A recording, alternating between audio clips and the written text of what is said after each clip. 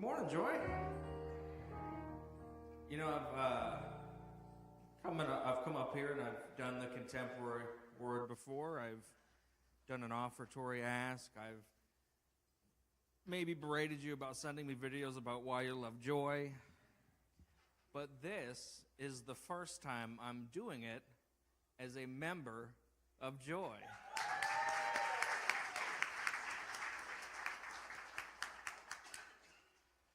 And how important it is that my mentor baptized me.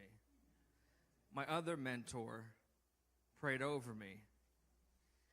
And I became a member with another mentor. And Reverend Megan, even though she isn't here, her spirit is always at Joy. It's a powerful day, y'all. Our contemporary word today comes from Turning Over Tables, a Lenten call for disrupting power by Kathy Escobar.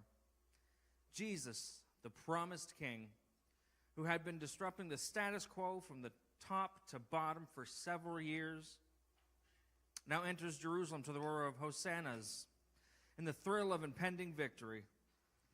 People were inspired and ready for a king, ready for a Jesus to fulfill the scriptural prophecy, to crush the empire and restore justice.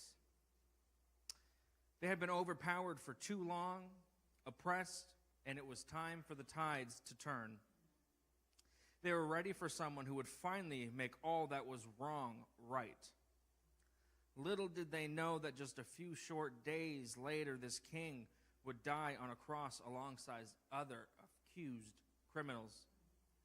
The story of Palm Sunday shines a light on humanity's hope for a particular kind of power, a certain kind of king, queen, or powerful group that helps us get our way.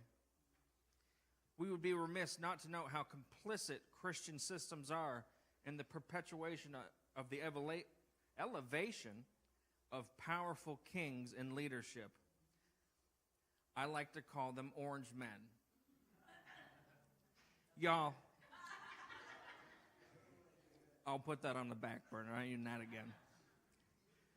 The political landscape in the United States and abroad, the popularity of fear-mongering leaders who tell people their safety and survival is at risk, is painfully illuminated in this season of our society. The desire for certainty and security is natural and often even primal. But it does not create safety. If it does not create safety for all, it is not of God. Our call at this point in the journey of upending unjust power structures is to illuminate the things that are so ingrained that they are hard for many to see. Consider how one of the first things Jesus did after arriving in Jerusalem was to go straight, or as we say around here, gaily forward, to the place that thought it was doing right, enabling people to buy appropriate animal sacrifice and expose it for what it was, literally turning over tables of a system taking advantage of the poor and vulnerable. That sounds pretty familiar to me, doesn't it? He's shown a light on the people that the world's kingdoms kept in the shadows, a light so powerful that those in power could do anything to extinguish it. Hence, days later, Jesus ends up on a cross for disrupting Rome's power. In these human words, God's voice is heard.